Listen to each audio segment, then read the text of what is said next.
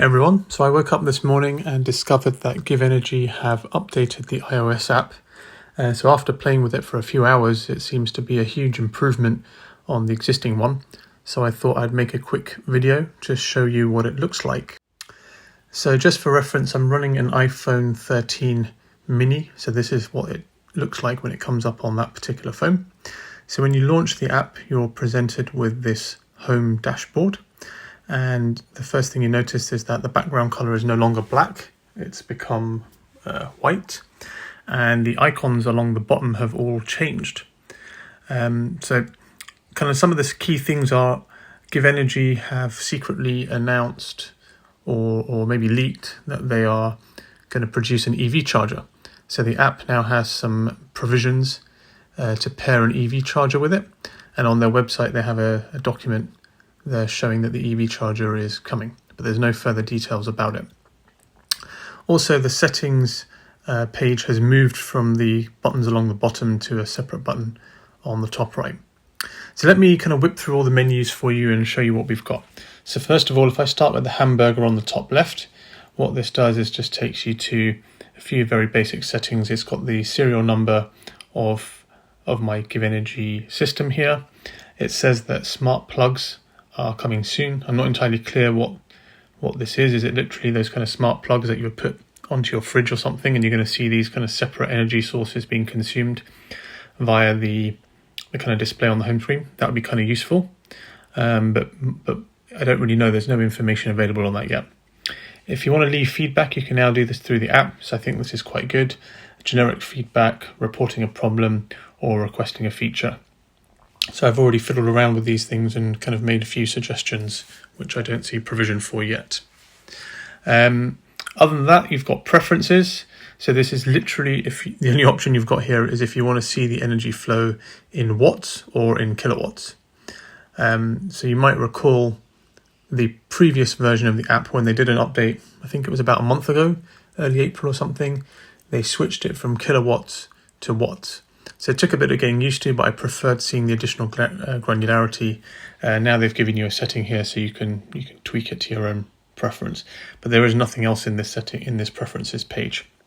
Going into account info, this is all your personal details. So it's your username, first name, last name, email, address, postcode. I've obviously blanked it all out because it's personal to me. And then finally to log out of the app if that's what you want to do. That's literally all there is in the Hamburger. So if I go back to the home screen then, this has basically stayed the same. It's got an improved user interface, but otherwise the content here is the same. It has become a bit more interactive. So first of all, you've got the two icons at the top which say home and away.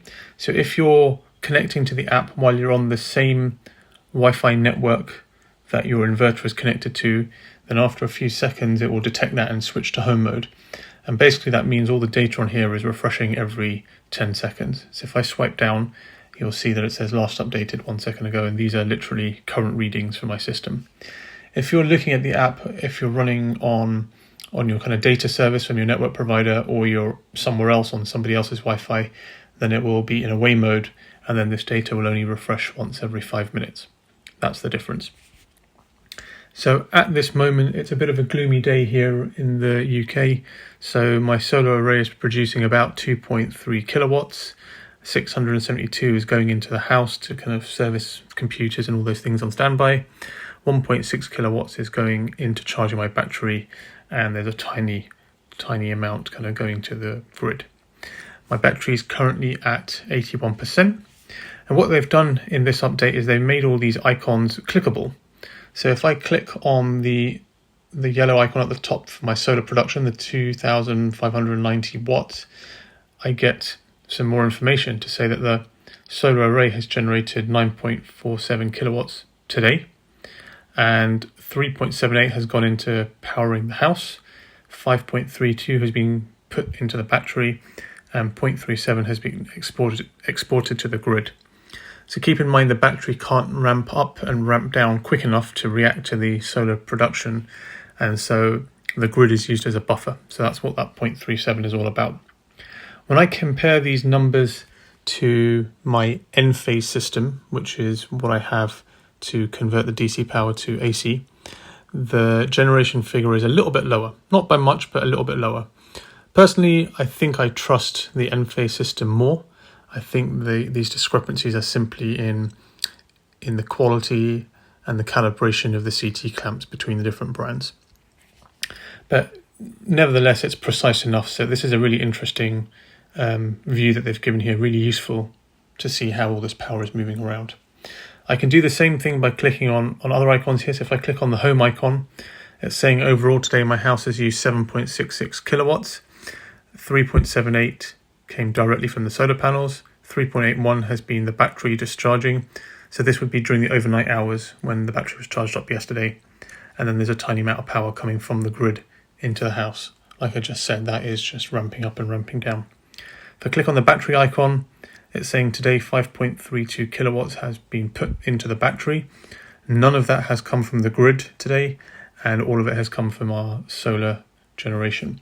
I can actually switch across to a discharge tab. So today the battery has discharged 3.83 kilowatts, and most of that came from the battery into the house with a tiny amount coming from the grid. So like I just said, this is the discharge that happened in the overnight hours before the sun came up this morning, based on what I charged up yesterday. Going back to the home screen, I can again click on the grid button. So it's saying we've imported this tiny amount from the grid, and the battery hasn't charged anything from the grid. And if I talk about export, 0.39 has gone to the grid. Some of that, a tiny amount has come directly from the battery, and 0.37 has come directly from our solar generation and gone out to the grid. So this is quite good. Some of the numbers are repeated, but depending what perspective you want to look at this from, I think this is a nice additional feature that they've put in. It sounds to me like they've been listening to the feedback and they've found a really good way to make this look nice and integrate that information. If you put all that data onto one page, it's probably going to be a bit overwhelming. So it's quite good the way they've done it. And if it is correct that when they get smart plugs, there's going to be like new kind of spokes coming off the kind of home in the middle to show you how key things in your house are consuming energy. Again, I think that's going to be a really, really good addition that they could add on here. The next thing to get into then is the battery. So my battery is currently at 83%. If I click on that, it opens up a new page with the battery information. So again, the background's gone from black to white. You've got the image at the top of the actual battery. I think the spinny wheel around the battery is just a visualization. I don't think it corresponds to the rate of charge or discharge of the actual battery. It doesn't seem to make any sense to me based on the amount of sunlight I can see looking out the window. The graph at the bottom has had some improvements. So by default, it presents you today's data based on a 1 hour view, and I can click on that and get to a 3, 6, 12 or 24 hour view. I still find that it's a little bit hard to read, I think because the graph is so small, but I think they've done a good job at giving you the choice of kind of what granularity of data you want. If you look at 6 or 12 hours worth of data, it's a bit more digestible. And the good addition now is that you can go back in time. This wasn't possible before, but now you can go back to the previous day and see how your energy moved around. So I think GivEnergy have done a really, really good job in that respect. If I hold my phone sideways, the battery image disappears and all you're presented with is the graph, but at least you get a bigger view of the actual graph. And then you've got all the same settings and options to mess around with. Going back to the home screen, so if I put this sideways, you also get a very interesting view. So the hub and spoke of where the energy is flowing to becomes a bit smaller and moves to the side, but then you also get a visualization of the actual battery and the level of charge inside it. I mean, this is all just cosmetic. That little image of the battery with 83% of juice inside it sloshing around is just a visualization, so it doesn't make any difference. But at least they've thought about the orientation in which you might hold your phone and adapted it for both things. So this is everything that there is to discuss on the Home tab. What I'm going to do is work my way through the tabs along the bottom, and then finally at the end I'll go into the Settings tab, which is the icon on the cog on the top right, and then show you what's new in there. So if I move across to the second icon now, which is the power graph. So this is kind of cool. It took me a bit of time to get my head around. So first of all, you've got the graph at the top with all the different types of power on there. You can change the date, you can change the time view. So let's say, for argument's sake, we put that on 12 hours. And like before, the graph is kind of ugly, but you can click on the icons below the graph to turn on and off the various things to make it a bit more digestible. So if I turn off everything and just keep the solar power on, I can click on the grid icon, click on the battery icon, click on the home icon. So now you can see my power generation in the last 12 hours based on what the solar panels were doing. Today in the UK is a bit of a hit and miss. We have moments of blazing sunshine and they're followed by great big dirty clouds at the same time. So that's why you see some kind of massive peaks and troughs on the graph at the moment. If I add on the home icon, now you can see what my home is demanding. So in the overnight hours, we were drawing, a small amount of energy all the way through, and there was no solar power. And then around 6 o'clock, when the sun starts to come up, there is solar generation. There still seems to be peaks of power demand throughout the day. This is probably the kettle or something coming on, but you can see that the solar power was peaking higher than that at moments. This is showing that peak power is around 4.5 to 5 kilowatts. If I compare this to the M-phase data, it hasn't gone that high yet. I think the difference is that GivEnergy are looking at peak power in a moment or in a 10 second window or a 1 minute window, whereas N-phase look at it across 15 minutes. So it's unusual for the peak power spike to be sustained for that long. So that's why I think the overall reading that I get from N-phase is lower than what GivEnergy reports. Again, if I turn on the battery, so now you can see that in the overnight hours, the battery was discharging power. So the graph is above the zero line. And then once we get to about 6 a.m. or so, the graph is mostly below the line, showing that it's charging up, apart from meeting our spikes in demand. And finally, the grid icon here. So this is showing what we're drawing from the grid.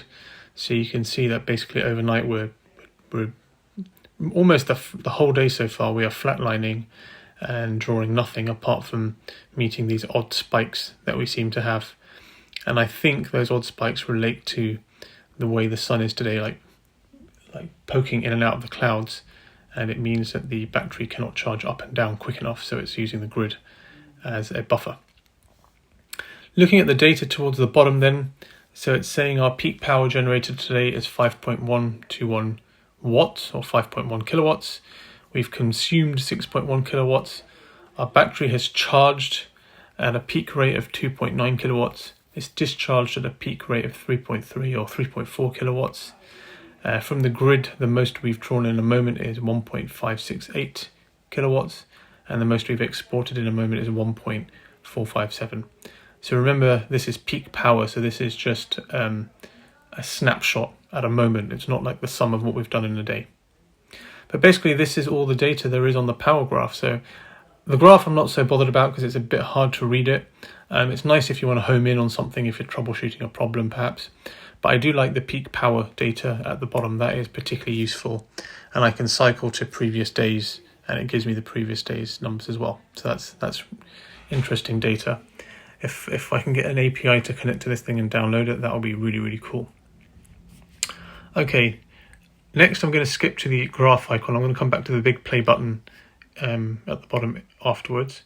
If I go to the graph icon then, so now they've got an energy graph. This is very similar to what I get from Enphase. It's showing what my home is pulling and what portion of that is coming from the solar panels, what portion is coming from the grid, what portion is coming from the battery, and the total. And again, you can look at it from different perspectives. So I can click on the solar panel perspective, the battery charge perspective, the battery discharge perspective. I think this one is import from the grid, and this one would be export to the grid. So I'm not going to kind of dwell on it, but I think it's kind of useful they've broken the graph down like this. It's very similar to the data we saw on the home tab, but presented in a different way. So again, I think GivEnergy have really listened and brought you the information from quite a few different perspectives, depending on what you're trying to get to. And finally, the last page. So this is relating to the new EV charger that they've announced. They haven't even released the charger as far as I'm concerned, but they have already activated the app. So this is what the charger will look like. I've got no idea of the dimensions. It seems to have a power icon, electricity icon, kind of an error, an exclamation icon, and a Wi-Fi icon. And then on the bottom half, underneath the logo, they've got like an RFID icon. So I think this might work as a public charging point, and people with a credit card or something can tap on it to use it. I'm not sure, but that's what that would indicate. So obviously I don't have a GivEnergy charger at the moment, but if I click on the Add EV Charger button, and then it asks you about your location, then it kind of guides you through the process to try and pair your charger with the app. Okay, the final icon at the bottom, then the big play button. So this is how the battery works. So by default, you get this pop-up, which explains what happens now. So if you click on the icon on the left, which is the battery plus icon, it's going to force the battery to charge at full power right now. So that means that it's going to use your solar surplus, but it's also going to draw the remainder from the grid. This is quite a good idea. I can't think right now why I would use this, but it's a good idea if you just want to override it for some reason. Likewise, it's got a discharge button. So if you just want the battery to drain out for some reason, perhaps you're wanting to force charge your car and make sure the battery is providing it rather than the car pulling power from the grid, that's quite a good idea.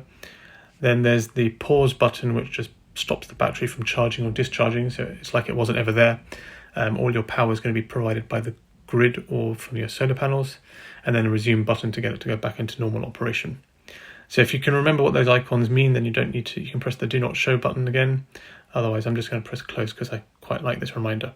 At the moment, I'm just leaving it in play mode, in resume mode, so it carries on like normal. But I think these are quite good features to give the user the control in the event that you've got a scenario where you want to override how the battery operates. So that's quite good. The little information icon on the bottom right brings this explanation up again. Okay, so that's what the buttons and tabs along the bottom do. The final thing to show you is that they've moved the settings icon from the toolbar at the bottom and made its own icon up at the top. So if I click on that, these are all the settings you get. So it defaults to the manual page, and my battery is set to charge based on solar power, solar surplus, and pulling power from the grid. So I'm on Octopus Go, we get cheap overnight energy. So what I've done is I've told the battery to start charging just a couple of minutes after midnight, midnight, just to make sure there's no discrepancy on the time, and I'm definitely getting the cheap rate. And it ends 2 minutes before the cheap tariff ends again, just to make sure I don't pull any energy at the peak rate. Right now, because we're in the summer months, I've set my battery to only charge up to 15% during those hours. So in the event that my battery drains to below that number, it will charge up to 15%, and the charge power is basically the maximum rate that this battery is able to charge at. And what that 15% does is get me from 4:30 in the morning to about 7 o'clock in the morning, when I'm generating enough solar surplus to then drive off solar. So what that does is, if my battery was lower and at say 5 and 6 a.m. I would have to pull power from the grid, this way I've put just enough power into the battery so that I don't have to pull from the grid, and I can survive until the solar takes over. If you just want to force the battery to only charge up based on solar, let's say you don't have a smart tariff or you just don't want to incur anything from the grid, you can click on charge mode and switch it to solar. So again, I think GivEnergy have done a good job in providing these options to you as a user. You can click on the start time to edit that, you can click on the end time to edit that, you can click on the charge percentage to edit it. You get this icon and you just kind of move the icon around there, so I think that's really good. And then the charge power, the full rate of charge is 3000 watts or 3 kilowatts, but you can adjust that. So again, I think this is a really good addition. My discharge mode, if you remember the old page, it had kind of 4 different options. So I've set it to dynamic. The other option is to set it on a scheduled charge or discharge. That's what they've given you. The reserve power is set by default at 4%, so I'm not going to mess with that. And that's just kind of a GivEnergy setting to help you get longevity out of the battery. So if you change anything, you hit the save button, and then it kind of updates your battery settings and your inverter. The other option you've got here is to go into automatic mode. So in automatic mode, you've got a couple of features which are not released yet, but they're coming soon. So this is to get the battery to be a bit clever based on a smart tariff that you might be connected to. For example, Octopus Go or Agile Octopus. And also, this is a feature that I requested. I'm not sure if they're responding to me or other users as well, but I wanted the battery to charge to that 15% overnight based on what the solar forecast is the next day. So let's say the next day the weather's terrible and I'm not going to have enough solar generation. Then what I actually want the battery to do is, instead of charging to 15%, to charge all the way to 100%.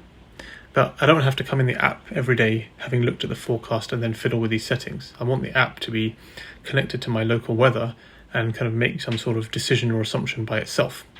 So this is what this feature looks like that GivEnergy are putting here, which I really like. So we'll wait and see when they actually release it and what it looks like. But that's basically it. Going through all the tabs, that's the update. So overall, I think GivEnergy have done a really good job with the improvements. I didn't realize it was coming, so it was a nice surprise this morning. And I'm interested to see when those new features come along. I have requested if GivEnergy can put a troubleshooting guide or icon or FAQ section somewhere in here, because sometimes I've had problems with the system and I've got no clue what's causing it without contacting them. And it was a simple thing like the fuse on the battery is tripped, but I didn't really think to look there without being told. Alright, anyway, this is a nice short and sweet update. I hope you found it useful, but this is the new GivEnergy app for iOS, which was launched today on the 24th of May 2022.